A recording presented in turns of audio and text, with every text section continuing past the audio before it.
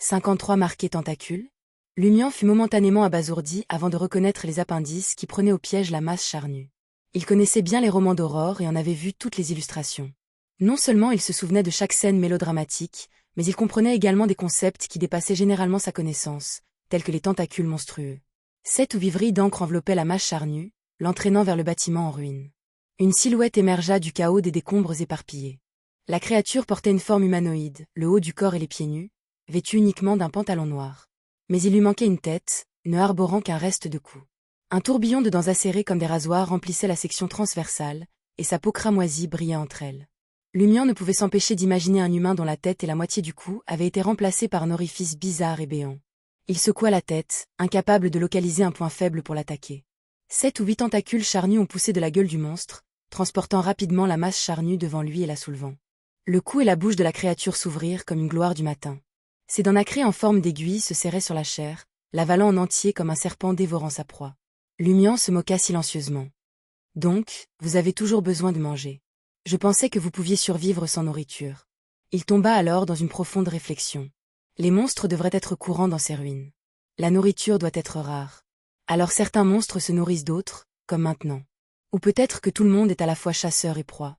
Pourrais-je attirer un monstre imbattable vers les autres et exploiter le chaos? Théoriquement, oui. Mais c'est risqué. Il pourrait bien faire équipe pour me tuer en premier. Alors que Lumian y réfléchissait, il remarqua que la poitrine du monstre soulevée par l'effort de digestion commençait à gonfler et à se contracter, comme si elle subissait une digestion intense. Cela a attiré l'attention de Lumian et lui a fait réaliser que la poitrine du monstre était tout sauf ordinaire.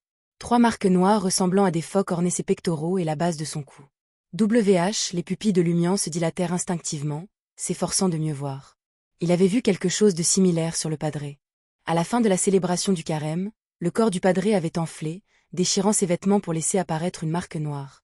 Après une inspection plus approfondie, Lumian a confirmé que les 3 sceaux noirs sur le monstre correspondaient à ceux du père. Composés de mots et de symboles énigmatiques, ils semblaient se connecter à un royaume ineffable. La différence? Le padré portait au moins 11 ou 12 marques, alors que le monstre n'en avait que 3. Quel est le problème avec ces marques? Sont-ils conférés par un pouvoir caché? Et plus vous en avez, plus la bénédiction est grande?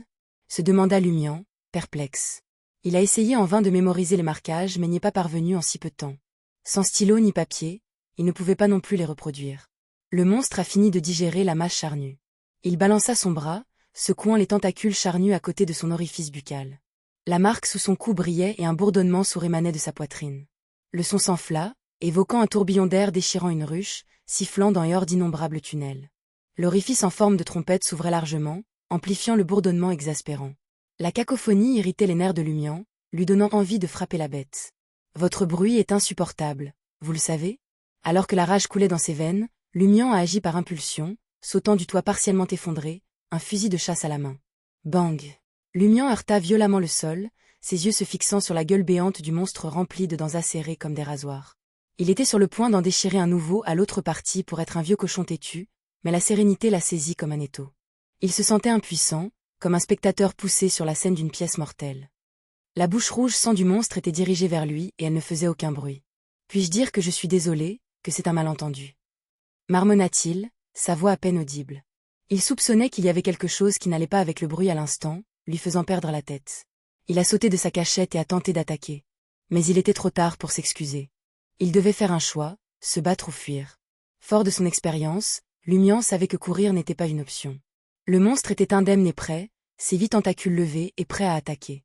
Donc, s'il voulait vraiment s'échapper, il devait se battre avant de trouver une opportunité. S'il voulait survivre, il devait se battre. Sans hésitation, Lumian leva le fusil de chasse à la main, chargé de balles en plomb. Bang! Le monstre a été pris au dépourvu par la vitesse et la détermination de Lumian. Il n'avait aucune idée de ce qu'était le fusil de chasse et n'avait aucune chance car il était bombardé de balles en plomb. « As !» il hurlait de douleur, sa bouche remplie de dents acérées comme des rasoirs s'ouvrant instinctivement. Sa poitrine était ensanglantée, y compris la marque noire sur son côté droit. Cependant, la marque noire semblait être gravée dans son sang et sa chair. Il était encore clairement visible et indemne. Lumian ne se délectait pas des cris du monstre. Il se repositionna rapidement et sortit une nouvelle cartouche de son sac. Mais avant qu'il puisse viser à nouveau, la marque noire sur le côté gauche de la créature a brillé et elle a disparu dans les airs. Juste comme ça, il a disparu devant Lumian. S'était-il échappé ou était-il devenu invisible? Il se creusa la tête pour trouver des réponses aux différents romans qu'Aurore avait écrits et aux connaissances mystiques qu'elle avait enseignées. Lumian cherchait frénétiquement le moindre signe, mais il avait disparu. Cette scène et cette difficulté à laquelle il n'avait jamais été confronté auparavant ont fait paniquer Lumian. Il voulait profiter de l'occasion pour s'échapper et prendre inconsciemment quelques pas en arrière. Les chevilles de Lumian ont été soudainement tirées et il a perdu l'équilibre, se retournant et suspendu la tête en bas. Des tentacules sombres et charnus sont apparus de nulle part, s'enroulant étroitement autour des jambes de Lumian et le soulevant. Le monstre était juste devant lui, sa marque noire brillant sur son côté droit. La bouche en forme de vortex remplie de dents blanches et acérées comme des rasoirs s'élargit pour révéler un intérieur rouge sang. La puanteur était accablante et Lumian se sentit étourdi alors qu'il était suspendu la tête en bas. Il pouvait voir la peau couleur sang de la bouche du monstre et ses innombrables dents. Réfléchissant rapidement, il attrapa l'un des tentacules et l'enroula étroitement autour de son bras. Dans son état de suspension, il a pointé son fusil de chasse sur la gueule du monstre et a tiré. Bang! Le monstre a crié alors que de la chair et du sang sortaient de sa bouche. Il a projeté Lumian et son corps est devenu transparent avant de disparaître à nouveau. Lumian heurta le sol et roula avant de se relever, déterminé à trouver sa cible. Soudain, il perçut une bouffée de sang s'approchant de lui. Sans hésitation, il a bondi dans la direction opposée. Des tentacules sombres ont émergé de l'air là où il se tenait, mais ils ont raté leur cible. Le monstre réapparut 3 à 4 mètres plus loin, la gueule en forme de vortex grande ouverte, prêt à frapper. Lumian a chargé son fusil de chasse avec des cartouches de plomb, mais la marque noire sur le côté gauche du monstre a brillé et elle a de nouveau disparu. Invisibilité. C'est effectivement de l'invisibilité. Lumian porta immédiatement un jugement. Couplé avec sa rencontre précédente, il pensait que cette invisibilité ne pouvait pas cacher son odeur et perdrait son effet une fois qu'il entrerait dans un état d'attaque. Après avoir compris, Lumian s'est calmé et s'est moqué intérieurement. Comment pouvez-vous être invisible si vous ne pouvez même pas cacher votre odeur? Capturer des traces était le point fort d'un chasseur. Lumian a retrouvé son calme et a observé calmement son environnement alors qu'il faisait le tour de la zone. Bientôt, il repéra les empreintes du monstre et capta l'odeur du sang et sa puanteur incomparable. Grâce à ces indices, il a esquivé les attaques du monstre et a tiré avec son fusil de chasse, mais celui-ci semblait n'avoir aucun point vital. La créature n'a fait que s'affaiblir après avoir été touchée plusieurs fois. Alors que les tours de piste s'amenuisaient, Lumian a rapidement pensé à une solution. En quelques secondes seulement, il avait une réponse.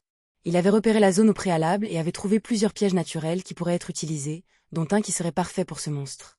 Alors que 2 faibles empreintes de pas apparaissaient au loin, Lumian se tourna et courut, évitant de peu le tentacule sombre et charnu qui manquait sa cible.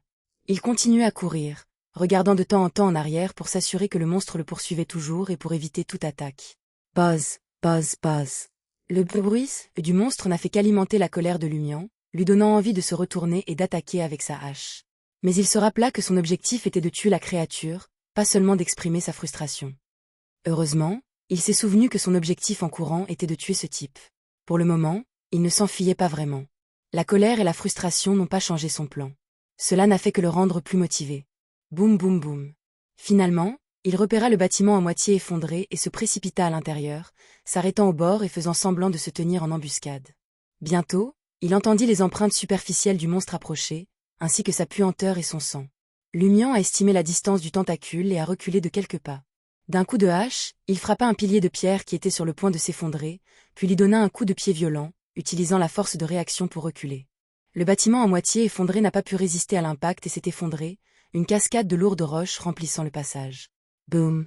Le monstre, caché et prêt à attaquer, poussa un cri féroce qui ne dura qu'une seconde avant d'être réduit au silence pour toujours.